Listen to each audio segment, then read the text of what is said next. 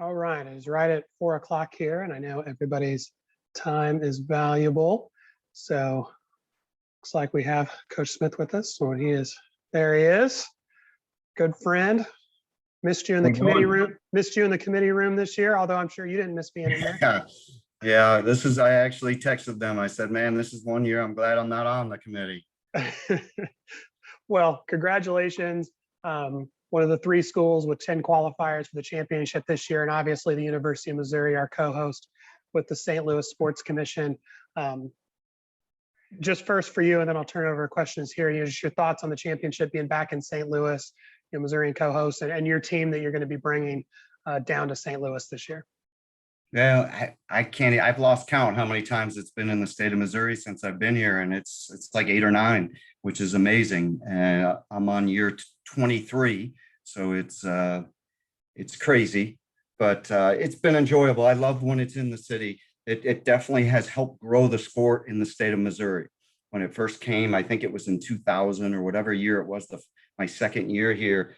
It was amazing just how many young kids that I ended up recruiting down the road saying, man, I got to see wrestling at the national tournament and being there and how it influenced their lives. So this national tournament, how it moves around the country, definitely has an impact on young kids and how setting goals later in life. But for the program we have coming into St. Louis, it would have been exciting to have the sellout crowds and all that, but it's something we've gotten used to during this year. We've taken a few punches as everybody in society has, and just dealing with it. Our team really hasn't flinched.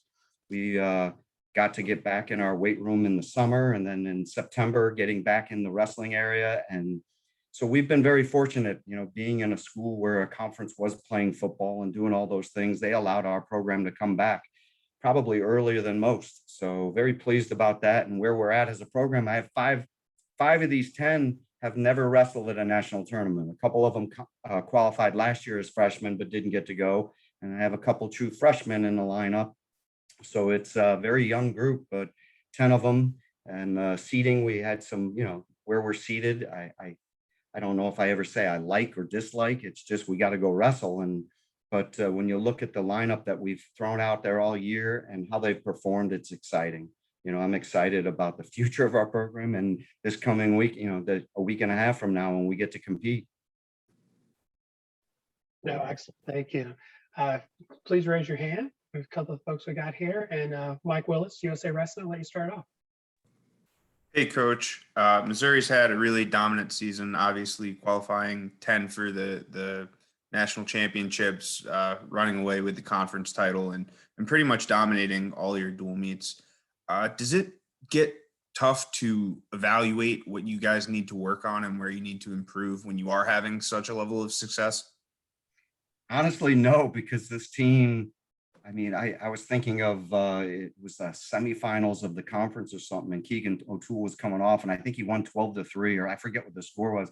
And he's like, man, I'm not going to win a national championship wrestling like that. And they're really, really tough, and they have high expectations. So when they're only scoring so many points, or they're not getting majors or pins and tech falls, the competitor in them is, man, I got to get better. And our practices are, I've been coaching, this is my 24th year as a head coach in Division I, and probably my 31st year as a coach.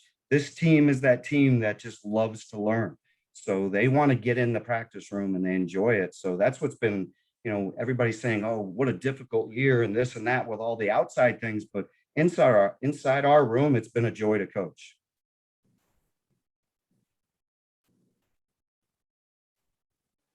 Joe Lyons, go ahead. Hey, Coach, how are you? Good. How are you doing, Joe? Doing good. Just watched your other email, but I just wanted to ask you, what is it? There's other teams that are expected to be at the top. Nobody's kind of talking about you guys at all. Does that bother you at all, or is that a good thing for this group? You know what? I get used to that. We always show up with a handful. We always do well, and so for us, it's just, we just do our thing. I think we started the year off ranked like 20 something, and that's not unusual for us. And yet we keep moving up and beating teams we're supposedly not supposed to beat, and doing those things that that's a big part of the identity of our program. Everybody just kind of overlooks us. So I hope they do at the Nationals too, because we're coming in, we're excited to wrestle, and we're going to come in with bringing some high expectations, some guys ready to wrestle. I know that.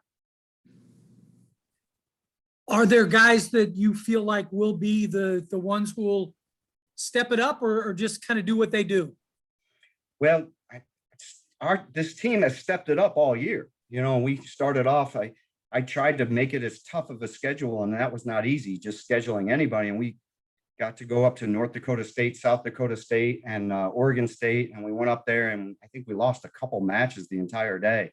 And then we had Central Michigan and Wyoming, who were two really good teams. When you look at the end of the year, how they performed at their conferences, and we lost a couple matches in that day in the duels. And then we went up to Iowa and wrestled at Northern, I think it was at Iowa State, with Iowa State and Northern Iowa. And I think we lost one or two matches that day.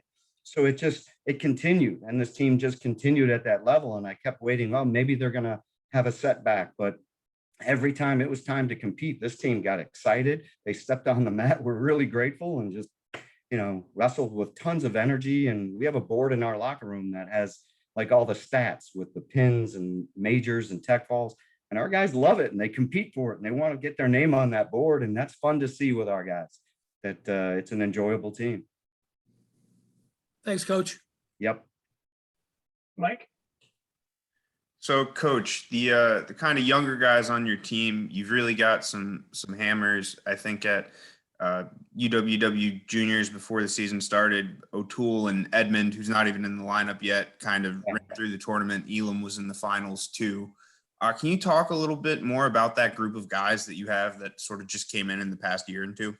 Yeah, that recruiting class was special, you know, and we knew what we were getting. And when they got down here finally, I think it was in August when most of them got here, it was interesting to hear our upperclassmen talk about, you know, after rolling around with them, saying, man, our room just elevated a bunch.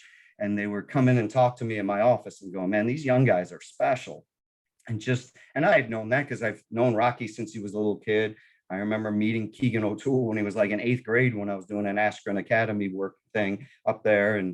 But just knowing them for a long time, and then just the talent coming in, how the expectations just immediately just went up in the room. We didn't know what kind of team we were going to have, but after the first week, everybody was like, this is going to be a special run over the next few years that we're going to have, because we really don't have anybody that's even a junior in the lineup right now. So it's we're going to have this team for the next few years. So I just look at it that Keegan, Rocky, those guys, and that's the new kid you're getting nowadays, that especially with USA taking these kids abroad, and they're on national and world teams and competing at high level tournaments all the time.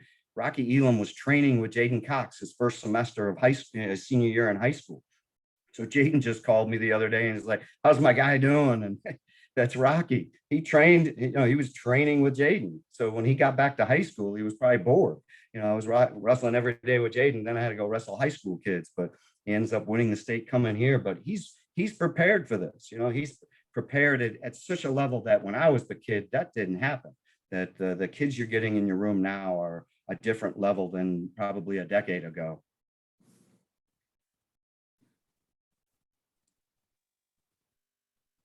Coach, could you specifically about O'Toole?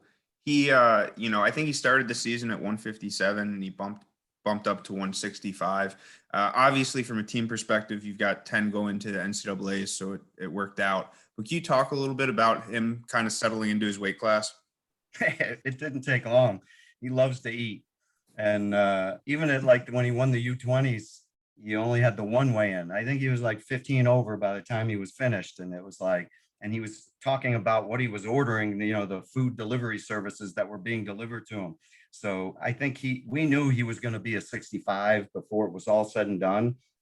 But he wanted to see how he felt with the cut. And after the first week, he performed well, but he was not happy with how he was feeling. And I just think if a kid's happy when he's wrestling, because it's a grind, it makes a big difference. And when I was looking at the situation with COVID, our freshmen go from their apartments to the practice room and back to their apartments, and the, you know, online classes, maybe they have one class that's in person, but they're really stuck in a rut there. And And if he's cutting weight and he's not getting to be around people, it's a tough thing. So we just felt like I went to Mako, who was the next weight up. I said, I think we're going to bump and you're going to go up too. And he was like, let's do it. Let's get this team and let's do it earlier than waiting till the end of the year. So we made it the decision right after the first competition, and it worked out great.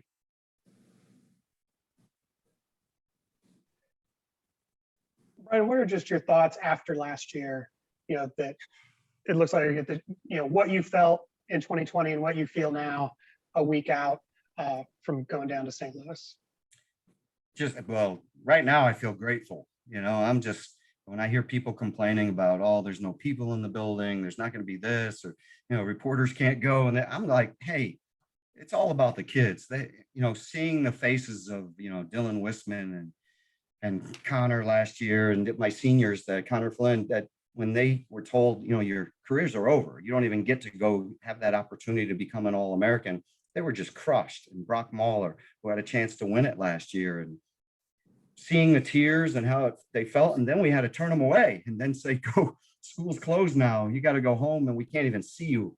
And just dealing with the mental side of that I just, I told you, this team hasn't flinched. This team has really grown a lot during that year. And I really think of the adversity these young kids have gone through, that this is going to be, they always talk about the younger generation soft. I look at this generation as going to be a tough generation, because they're going to say, man, they're going to do the old stories of walking uphill both ways. And they had to do that in this time. And I just am so appreciative of what Anthony Holman and and I know the time he had to put in just to run an NCAA tournament before, but hearing him talk last night and just saying, guys, we're going to have this tournament. And you have to step back sometimes and say that to yourself and remind your kids, hey, we're getting to go. Let's just appreciate this and be grateful. People are going to get to watch it. I can't even imagine what the TV viewership is going to be. And people so grateful to sit down and watch wrestling at this highest level. And we have 330 athletes competing. We're blessed. We're really blessed as a sport that this has happened. And a lot of great people put that together. So I'm very thankful for where we're at as a sport. All right. Does anybody, Joe, Mike, anybody have anything else for Coach? I know it's a busy man, but if anybody has anything else. No, I think I'm good. All Good right. seeing you all. All right, thank you Thanks, so much. Coach. See you next week. Yep. Thanks, Matt.